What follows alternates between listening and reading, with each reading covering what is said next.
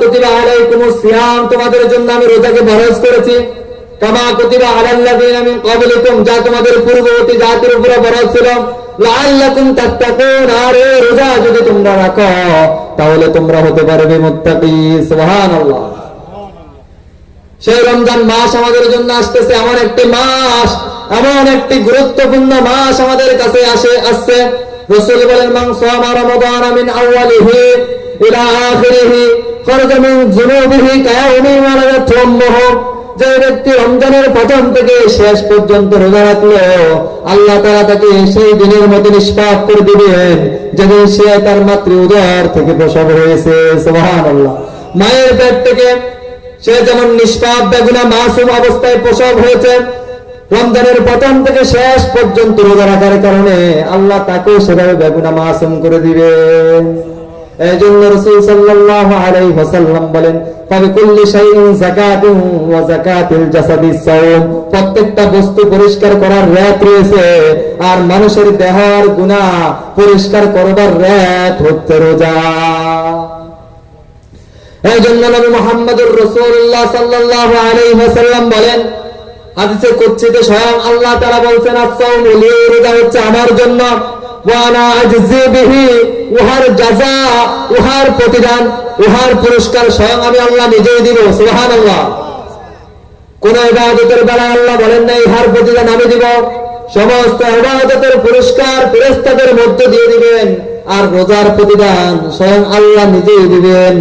আল্লাহ নিজেই বলেন, as-সাওমু লি, রোজা আমার জন্য, ওয়া আনা আজজি বিহি, উহার পুরস্কার আমি দিব। এটা বলার কারণ কি?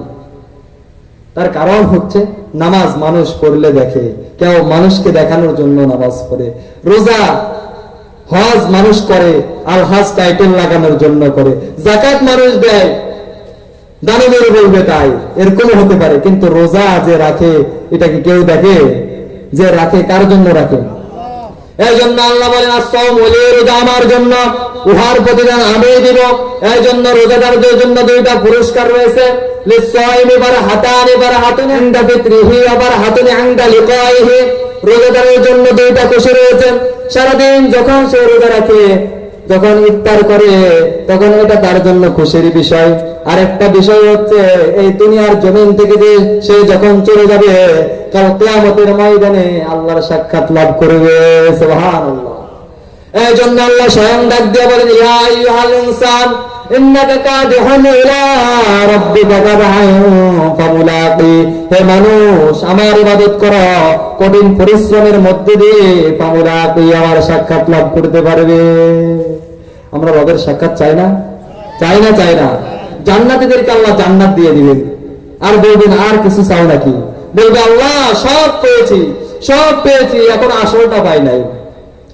এই দুনিয়ার জমিনে যার ইবাদত করতাম, যার গোলামি করতাম, যার দাসত্ব করতাম, আল্লাহ যাকে না দেখে ইবাদত করতাম, ও আল্লাহ সে আল্লাহকে একবার দেখতে চাই। ও আল্লাহ আপনারও তো গোলামি করেছে, আজকে তো এখন পর্যন্ত আপনাকে দেখি নাই। এই জন্য আল্লাহ বলেন, বান্দা আমাকে যদি দেখতে হয় তাহলে আমার ইবাদত করতে হবে, আর আমার ইবাদত করলে তাদের অবস্থাটা কেমন হবে, কারা আমাকে দেখতে পাবে? উজুহু ইয়াওমাইদিন নাযিরা, সেই কাল কঠিন কিয়ামতের মুসিবতের ময়দানে একদল মানুষ উঠবে যাদের মুখটা হাসির জল হবে। ইলা রাব্বিহা নাযিরা, তারা রবের দিকে তাকিয়ে থাকবে, এক দৃষ্টিতে তাকিয়ে থাকবে, এমন দৃষ্টিতে তাকিয়ে থাকবে হাজার হাজার বছর চলে যাবে, কিন্তু দৃষ্টি তারা ফিরাবে না। ওয়াজুহু ইয়াওমাইদিন বাসিরা, আর এমন কিছু লোক সেদিন উঠবে, তাদের অবস্থাটা অন্যরকম হবে, তাদের চেহারা হবে কুৎসিত কদাকার।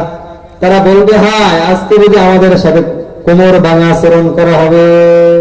সম্মানিত প্রিয় উপস্থিতি, এই জন্য সেই রবের ইবাদত করতে হবে যদি রবের মোলাকাত লাভ করতে হয়।